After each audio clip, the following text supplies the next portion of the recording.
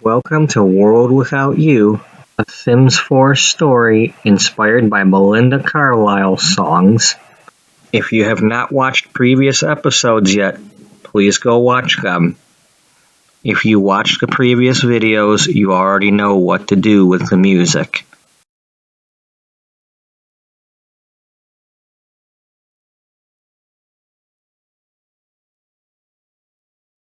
"2 weeks was not going to be enough time for me to finish my story and get it made into a play. I would have to come up with a different idea. But what? Ivy had a hold on him, and maybe he was falling for her. I thought I was alone, but then I heard a voice that sounded familiar. Somebody's got it bad. I could tell from the moment I saw you looking at him on Monday. Is it really that obvious? Not to everyone, but I've seen the same look on my face looking in the mirror. I've been there. I know what you're feeling. It hurts, don't it? Yeah, it really does. So let me see if I got this right. New guy comes to town, you got a crush on him, your best friend gets him first. Yeah, something very similar to that. Can I ask what happened? Well, I'm gonna give you the short version for now. Well, about 5 years ago, before I started teaching in the schools, I was attending a culinary school near Savannah, Georgia. I was at the house I was staying at. I went outside to get the mail, and I noticed that there was a new neighbor across the street. I was trying not to stare at him. I went about my business getting the mail. And then I was a little curious, so I tried to hide behind the pole, get a better look at him. He was talking with some passerby, so he was distracted.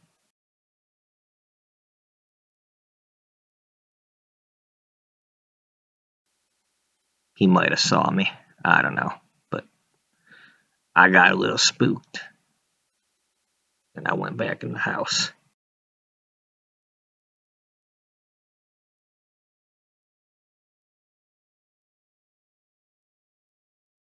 When I got back inside, I called up my friend Christy, and I told her that a really cute guy had moved in across the street, and that I had a bit of a crush on him.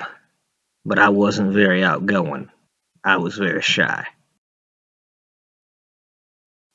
Christy was a friend that I made when I got to Georgia. We'd been friends for several months. I felt I could talk to her about anything. His name was Stu Spudman. It turns out he was also going to the technical academy, and he was also taking the culinary class, along with some video game class he was doing. One day, much like I did for you, our teacher gave us an assignment that wanted us to study German foods, and we were partnered up. And one of the things we did was we went to this German restaurant. Well, it just so happens it's the same restaurant that my best friend worked at. Before I could get my chance to sweep him off his feet, she came over as our waitress and flashed her pretty face at him and stole him away from me. I don't know if she knew she'd done that to me or not, but she done it, and I was heartbroken. I finished up school and got out of that town as soon as I could. Turns out she ended up dumping him anyway. Such a shame. I didn't even get my chance. Shame is that I had made a really special cake for after the restaurant. I was hoping we'd come back to my place and have some of that cake and maybe watch some TV or something. Never did get the chance. But that's how I came up with my special recipe. The one that I never tell anybody. Miss Norwood, I didn't want to say anything in front of the other students, but is your secret ingredient strawberry wine? Yes, it is, child. How'd you figure that out? My mother's been drinking Newberry Falls strawberry wine for years, and every once in a while I'd have some with her. Yeah, the cakes y'all made the other day only had a slight amount. My own gets a little more, but that's a secret ingredient. You're a bright thing. I can tell you're headed places. You may not know that now, but you're gonna need to keep your head up. You'll figure it out. In the meantime, I told you the short version, 'cause I want to give you a chance to catch up to that boy. You go find him and you tell him that you got a project to do, and you want to do it right, and don't let her keep him from you. I don't know what luck it was for him to draw your name, but he did. You got your chance, girl. You go right on and get him. Thank you, Miss Norwood. I'm so sorry you got hurt. It's all right, child. My name used to be Claire Huron.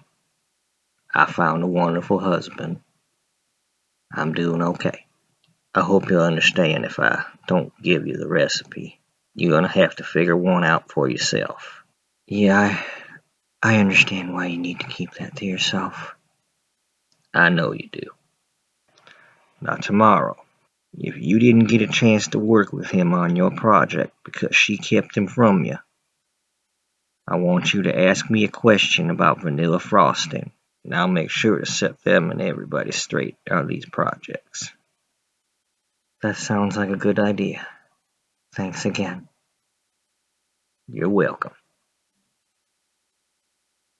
Good luck. I thought for sure by the time I got outside, Harold and Ivy would be gone, but one of them must have had to go to the bathroom or something, 'cause they were both still outside. One minute it looked like they were arguing, and the next it looked like Ivy was flirting with them again. And then Jamie and Maribel showed up, and they must have told Ivy that they need to go do their project, and they left Harold there alone. Maybe Harold had stood his ground, or maybe the other two girls had just gotten her away from him. Either way, I was going to get my chance. We just needed to figure out where we were going. Oh good, I caught up to you. I got delayed by one of the teachers. Is everything okay, Harold? Yeah. Yeah, everything's okay. Ivy and the others went to do their projects. Ivy wanted me to go with them to do the projects, but I told her we should probably be doing them separate. She was kind of getting upset. Jamie said it was a better idea if we did them in separate groups. Well, Jamie's probably right. It's a little hard to concentrate with such a big group. We might not get done in time. Yeah, that's what I was thinking too. You know the area better, so what library you think we should go to? Well, I like the one over in Park Shore. It's a little bit of a distance from here, so it'll take a while, but it's a nice walk to get there. That sounds good. It really was a beautiful day for walking. I was so happy that he was able to come with me. I think the long walk did him some good. Gave him a chance to cheer up a little bit. It's not easy saying no to Ivy. We were walking through this one neighborhood, and one of the houses was having a rummage sale. I asked Harold if he wanted to stop, and he said, "Sure. I like rummage sales. Can always find some good stuff." Harold, being the nice guy that he is, introduced us to the couple that lived there. It turns out they had just moved in there, and they were selling some of the stuff that the people left behind when they moved. Their names were Nellie Wilson and Mike Skipper, but he said everybody called him Mud. He was really into fishing. They had a couple baby items I was looking at. That old high chair reminded me of the one I had when I was a baby. I was thinking about my dad and my mom and how happy they must have been when my brother and I were young. And then Harold came over and told me about a time he was babysitting his niece Carla. he said. That one day, no matter how much I tried, I couldn't get the food in her mouth. Seemed like she either got it all over the tray or all over me. It was always fun. They had a good mix of items. They had some baby stuff. They had some bicycles, a couple of old appliances, some tools, and pretty much the usual stuff you'd see at a rummage sale. And then we were looking at the table with some tools on it. He was looking to see if there was any that he needed, since he didn't bring everything with him when he moved. And then he sat down and was looking at this dollhouse. I look at this big dollhouse and I think about all the kids that might like something like this and never get to have it. I've always wanted to do something, somehow, to get some things like this to the poor kids. Maybe find some that need some fixing up or whatnot. Kind of the same with this refrigerator over here. I'd love to fix this up and find some poor person that could use a fridge. I really want to help some people. I really like that, Harold. If I can ever help you with that, I'd love to. Well, I'd love to buy this fridge, but I don't have any way of getting it back to Ellie's place.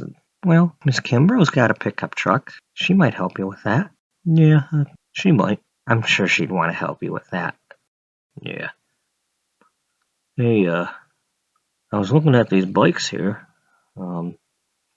I don't know how far we gotta walk, but maybe we could buy these bikes and maybe do a few more things by getting there faster. That sounds like a great idea, Harold. So I texted Fiona to see if she would be able to help us get the fridge. So we bought the bikes and we left our number with Nellie and Mud and asked him to let us know if the fridge gets sold. He said if nobody bought it by Sunday night and we couldn't get Fiona to help us out, he'd make arrangements with us to haul it in his truck. He liked Harold's idea and wanted to help. I was hoping to come back. I had my eye on something too. Since we had the bikes and could go a little further, I took us along the bike trail in Willowshire. Harold wanted to stop and look at the community garden. And that's when he said, I always wanted to have a community garden like this back home. I tried to get one started, but I didn't know much about gardening, and I couldn't get anybody to help me. That's a shame, Harold. I don't know much about gardening myself either, but if you ever get a chance to make one here, I'll help you. Yeah, that would be cool. Hopefully we can help some poor people with that too. That's what I really wanted to do back home. Not just flowers and stuff, but, grow some food too. Yeah, that's a good idea. The more I talked to Harold and listened to his ideas and got to know him, I realized just how nice he really was and how much he cared. And I wanted to see him succeed with his ideas. And I wanted to be there when they happened so I could see the smile on his face and the faces of those that he helped. And I couldn't help but think that he might not be able to do those things if he stayed with Ivy. I'm sure he would follow her wherever she went, if he loves her.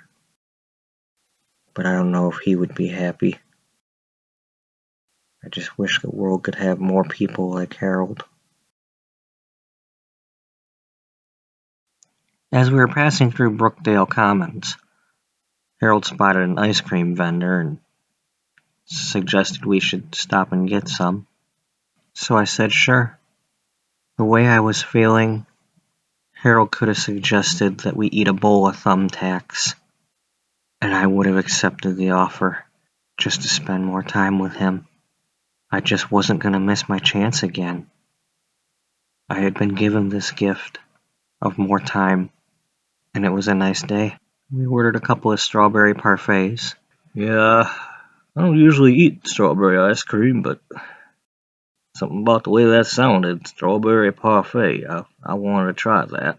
Yeah, same here. I usually get a fudge sundae, but strawberry parfait did sound good. What's your favorite ice cream, Harold? Well, I like chocolate. Sometimes I'll have some mint chocolate chip, sometimes cookies and cream. I like chocolate and peanut butter.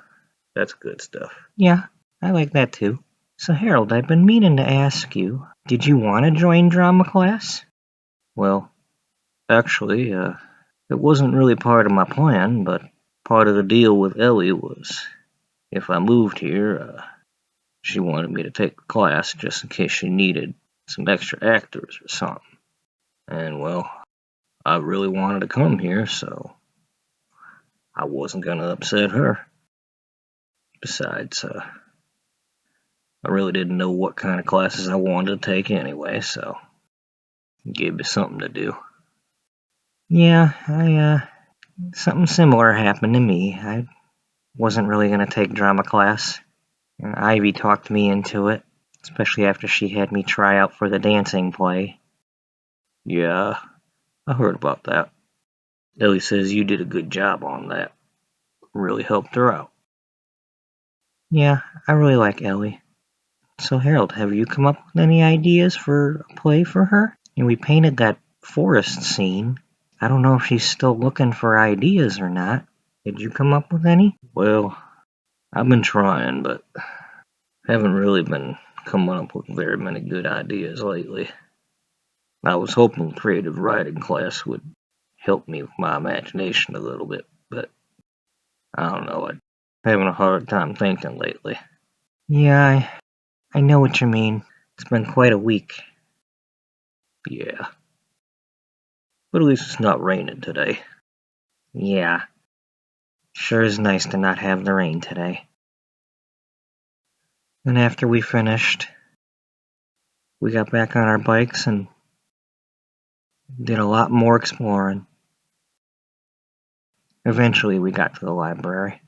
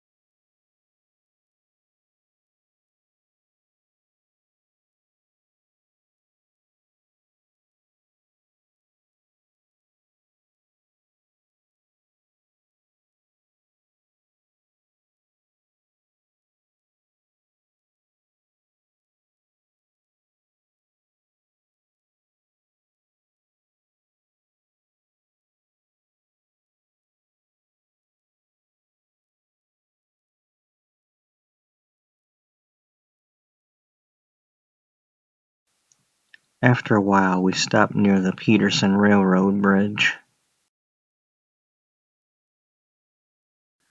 We were just kind of enjoying the view.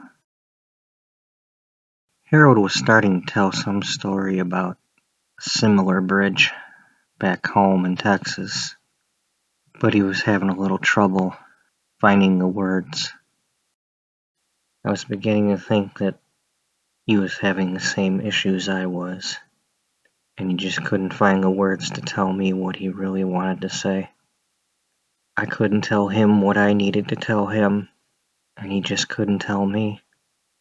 All I could do was just try to enjoy this day with him, and just be there in case he did open up. I wish I could remember exactly what he did say. I think it was something about poor people again, something to do with the poorer neighborhoods on the other side of the railroad tracks. After a few minutes, we got going again, and we finally got to the library. So when we got to the library, the first thing we needed to do was figure out exactly what we needed to research. Our topic was cake, but there was so much to that. Harold and I agreed that we needed to separate it into parts. Obviously, we would have to do something about the history of cake and the history of types of cakes, but we would also have to go into the ingredients. I didn't know how much time we would have to study these things together, but in the back of my mind, I kept telling myself that I needed to give us more work to do. The more work we did on this project, the more we'd need to do it together. This morning I might not have thought much about this project as far as a class assignment goes, but after getting to know Miss Norwood a little bit, I definitely wanted to do a good project for her. It wasn't about a grade anymore. So Harold, where should we start? I don't know, we probably should look at the different components of a cake. You know, what makes up a cake? We got the flour, and we got the sugar, and usually we got some eggs in there. What else goes into the cake? Well, I think they use some baking powder or baking soda or something like that. And, well, I know we've been using butter, so, I don't think just copying this stuff out of a book's gonna work. We're gonna have to do something. I agree. Of course, the history of flour, sugar, and butter probably goes back a long ways. So, probably just saying that it goes back for thousands of years isn't going to be too exciting. But maybe we can do something with that. Well, earlier today you mentioned that we go to some bakeries. Maybe we can go to a bakery and ask where they get their ingredients from. Maybe we can see if we can go to the places where they get those ingredients. Maybe there's a tour. You know, Harold, I think you're onto something there. Maybe first we should look up the bakeries. Of course, it would help if those supply places were local, because I don't know if we'd be able to go to them otherwise, unless we get somebody to drive us. Yeah, I suppose you're right. I mean, I'm sure Aunt Ellie would drive us if we needed to go, if she can. Yeah, well, let's see what we can do. Maybe the computer has something. When I got on the computer, I reminded myself I wanted to look up and see if Fiona had used her real name on any websites. The library computer didn't have access to everything at that time. From what I was able to look at, I didn't find anything for Carol Kimbrough. I would have to try again when I got home, if I remembered. In the meantime, I looked up some bakeries. That's when Harold said, I wonder if there's any bakeries that try to use local ingredients. Maybe something not too corporate. Maybe some local eggs or something. Well, might be able to find one. As I was scrolling through the Yellow Pages site, looking at the different listings for the bakeries in the area, I remembered that I had had a cake from a bakery recently, my mom's wedding cake. But I didn't go with her to that bakery. I don't know which one she used. When my mom and Fiona were alone that one day, Fiona put her in touch with a wedding planner that specialized in private weddings. My mom did have an outdoor wedding, but it was in a secluded area where not very many people would be able to see what was going on there. It was a very nice place for people who wanted a nice wedding, but didn't want to risk visitors showing up. That same wedding planner must have helped my mother pick a bakery. This meant that I would have to do something that I wouldn't have imagined myself doing a few months earlier. I was going to be texting my mother and asking her a question about this project. So I texted my mother and asked her what the bakery was that she got her cake from.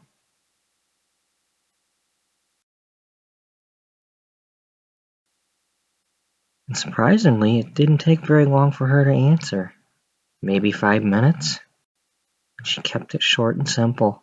The bakery is called Sequoia's Bakery. It's run by a lady named Sequoia Redding.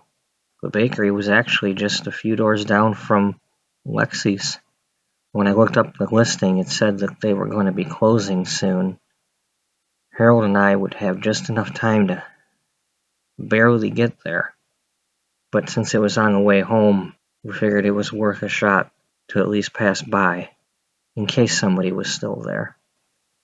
As we were getting ready to leave and check out our books, Harold got a text. I can only assume it was from Ivy. She must have been asking him something about the dance. And that's when something peculiar happened. Harold asked me for a favor that I wasn't expecting. Hey, Tiffany? I, you know I'm new in town, right? And, I don't know very many people here. And, well, I've suddenly got this dance to go to. And, well, I don't know how to slow dance. And, I don't really want to ask Ivy to teach me to dance because of what she might think of me. And I don't really want to ask my aunt. And I know you're a really good dancer. And, I was wondering if you know how to slow dance. Would you maybe mind showing me how? I'd be really appreciative. You know, I really want to do a good job of dancing. You know, be kind of awkward going to that dance and not doing a very good job. I couldn't believe what Harold had just asked me. So many thoughts were going through my mind. I didn't know what to think. Of course I said yes. But I just couldn't help but wonder if there was anything more behind him asking me. The only place I could think to even do this would be at my house. I would just have to be very careful to only be teaching him how to dance. If somehow Ivy saw us, I would have to tell her that all I was doing was giving him a dancing lesson because he wanted to dance nice for her. You ready to go, Harold? Uh, yeah. I was looking at this gardening book. Why don't you get a few gardening books to take with you? That sounds like an idea. I think I'll take this one for now. Can always come back for more. Yeah, we'll have to come back to return the others. We were a bit late getting to the bakery. There was a lady at the front door. Looked like she was trying to lock it. She was struggling a little bit. Harold said, "Hi, you wouldn't happen to be Sequoia, would you?" The lady said, "Yeah. Hi, I'm Harold, and this is Tiffany Grace, and you're probably closed, but we were wondering if we could ask some questions about cakes for a school project." She said, "Yeah, I am closed. I'm just having a hard time getting this door to lock. I don't know what's wrong with it. It just something's stuck." And Harold said, "You mind if I take a look? I'm a bit of a handyman." And she said, "Sure. You got any tools inside?" And Sequoia said that she did have a few small tools. So she invited us in to get the tools, and after a little bit of tinkering, Harold fixed the door for her. And that's when she asked how she could help us, and we told her about the project and the kind of information we were looking for, and she said, "Sure, I'll tell you where I get some supplies at. I do try to get some local ones. Sometimes when I'm in a pinch, I have to order from somebody else, but when it's possible, I order from local places." Harold asked her where she gets her eggs from, and she said, "I try to get most of my eggs from a chicken rescue, but since they're not a production facility, I still have to order from some of the big suppliers. Here's a brochure from the egg farm if you're interested in paying them a visit. They do give tours. Might even be able to get you in within the next few days." That would be cool. Yeah, that would be cool, Harold. That's when Harold said, "Is there anything else you need tinkering with while I'm here?" And she said, "I have a cabinet door that's a little loose if you'd like to take a look at that." And Harold fixed that for her too. I told her that my mom had recently had a wedding cake from her bakery, and she asked me who it was for, and she said, "Oh yeah, that was a cool cake I made. I liked that one. I don't usually make a black and white cake, but that was kind of fun." I said, "Yeah, that was a different theme, but everybody really enjoyed the wedding, and everybody loved the cake. I know for sure I used local ingredients in that cake." We chatted for a while, and Sequoia gave us a few more brochures and business cards for some of her other suppliers. We also chatted about being in Miss Norwood's class, and she had also had Miss Norwood when she was in school, and that's what inspired her to go into baking. She said that instead of going to culinary school, she just found a job at a local bakery and kind of apprenticed a little bit for a while. And then when she saved up enough money, she went to the bank and got a small loan to open up her own bakery. She said she just got lucky that the person she talked to about getting the loan was very supportive of her ideas. And she just tried very hard to keep things simple and use good ingredients. And of course, put a lot of love into everything she bakes. They just don't come out right any other way. We exchanged numbers and offered to come help her at the bakery before our project was due. Harold and I would just have to work out which day to come. Oh no, it was a good experience. We made a new friend. And then we headed to my place. And we got down to the business of teaching Harold how to dance. So the first thing I needed to know was, how much did he really know about dancing? So Harold, have you slow danced at all? Are you a complete beginner? Well, my mom kinda taught me when I was real little, and then I danced with my sister Cheryl at her wedding, but that was several years ago, and it wasn't very long, and I don't really remember it, and I just don't want to be too clumsy when I go to dance with Ivy. I don't want to step on her feet or anything. I might be a little nervous, so I kinda need a refresher.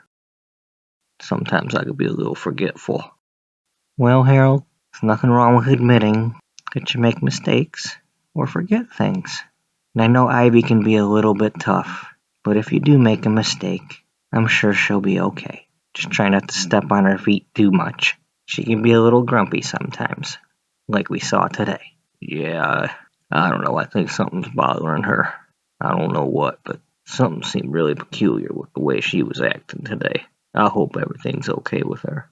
Yeah, I agree. If I get a chance, I'll ask her. She might not want to tell you, but she might tell me. In the meantime, we need to pick out something to dance to. This is my dad's old record player. I think it was his daddy's before him. It's probably one of his favorite things in the world. Ivy and I used to dance with him, and my brother Tommy James would dance with us too. But he died of a heart attack. Yeah, you mentioned something about that. I'm really sorry about that. Yeah, he really loved music. He's got quite a record collection here. Now that I'm older and I've looked through these records, I can really see how many good ones he's got. He's the one that taught me how to dance, all different kinds of dancing. So, you said your mama got married recently. Yeah, that's very complicated, and if I tell you about it, you need to promise not to tell anybody else. Ivy knows about it, but it's probably not a good idea to talk about it with her, just in case anybody else is listening. So it turns out, before my mom fell in love with my dad's brother Donald had a crush on my mom, and my mom had a crush on Donald too. Before they knew that they had a crush on each other, my dad's parents caused my Uncle Donald to go to college, and my dad, being the younger brother, was still home, and he had a crush on my mom too, and they fell in love. It devastated my mother when my dad died. She spent the last several years in this house depressed, until this summer when my Uncle Donald came over and swept her off her feet, and they got married. My uncle married my mother. So many people would say that's wrong, or would want to gossip about it, so we try not to tell anybody. Miss Kimbrough made my mom's wedding dress. I met her at the bridal shop she works at, before I had her as a teacher this year. After the wedding, Mom and Uncle Donald told me and Tommy that they were going to let us have the house. Tommy's currently away somewhere. He's trying to find himself. So I've got this whole house to myself. Sometimes I enjoy it, and sometimes I'm alone, and it's too quiet here. But then I turn on the music, and I dance with my daddy. I just remember that I'm never alone, because he's with me. Okay, Harold, you pick out the first song, and then I'll pick one. And so Harold was looking through the records, and he would pull out a record and listen to a few notes to see if he recognized it, or he would test them to see if they were a good slow dance song. And Finally, he came across one and he said, "I recognize that one. This is the one that my sister had at her wedding. This is probably a good one." It was a song called Fascination by Fermo Dante Marchetti. I think they played this in a couple of them Karate Kid movies. You know what, Harold? I think you're right. I remember hearing that. So we danced to that song, and then I picked one out, just like he did. I tested a few until I heard one that I recognized, and I found the one that my dad had used with me. It was called Moonlight Serenade by Glenn Miller. He was a bit rusty, but it didn't take long to get him dancing. I don't recall him stepping on my feet at all, and we danced. I'll always remember those songs as the songs we danced to, but there's also a certain song that reminds me of how I was feeling at that time, and whenever I hear that, it reminds me of us dancing.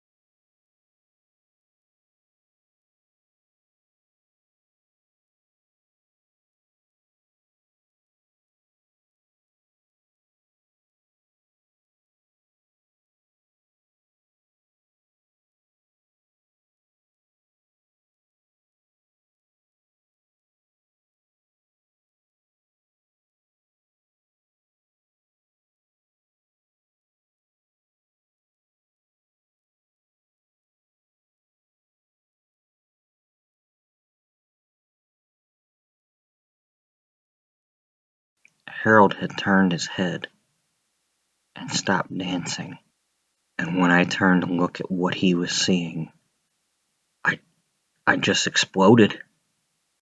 What the are you doing here? Thank you for watching episode 7 of World Without You. Please leave a like or a comment if you watched.